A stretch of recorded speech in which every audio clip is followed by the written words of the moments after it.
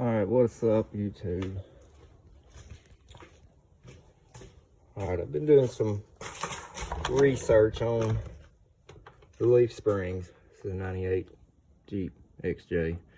If anybody knows anything about them, they know they're pretty bad about rusting. My leaf springs were pretty wore out, sagging.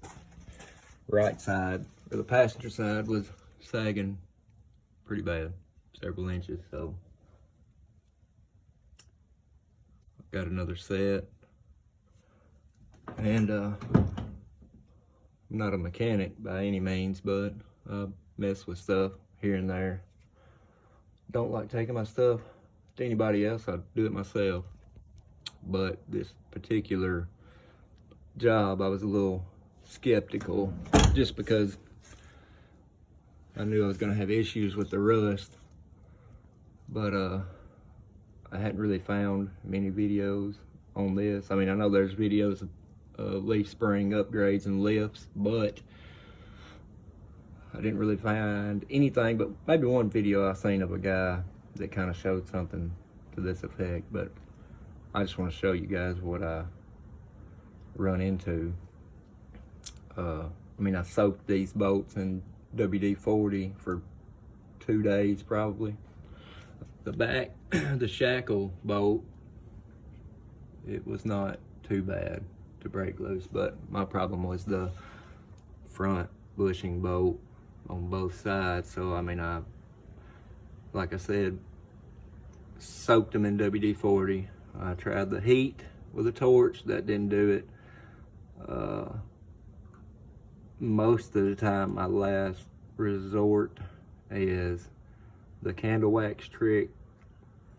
You know, heat your bolt up, rub a candle around the bolt, and it sucks the wax up into the threads. But I think the main issue with these, since that didn't work, was the actual metal sleeve that runs through the bush, and I think the bolt was rusted to that sleeve. But anyway, I broke this bolt off, and the other end, well, this right here, I broke that much of it off, so there was just enough of the other end of the bolt sticking out that I couldn't get the leaf spring down. So I've got like a 12, 14 inch punch that I stuck in here and punched the other side, the nut.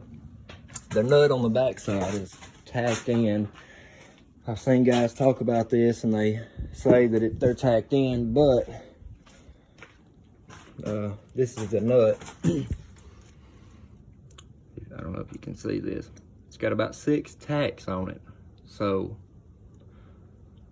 once I hit the bolt in here enough to knock the tacks off of this, to knock it through, I had to come inside because you can't access the nut on the back side from anywhere. It's enclosed in the frame. So this is just a kind of a backwoods off-road Jeep, so I didn't really care about cutting this. But I don't know if you can see. Let me turn this light on.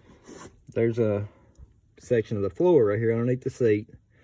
There's a hole in the bottom of the frame, so what I did was I took a drill from the bottom side and drilled me a hole into the floor, so I knew about where to cut. I took a grinder, cut off wheel.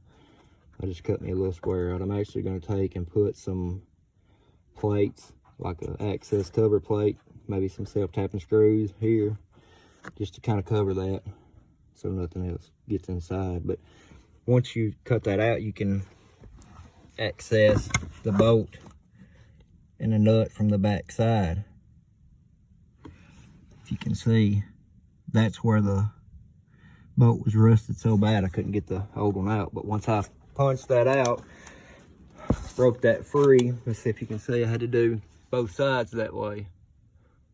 It's pretty aggravating, but to tell you the truth. I've done a lot of projects on this Jeep, other vehicles, but this is probably the most aggravating.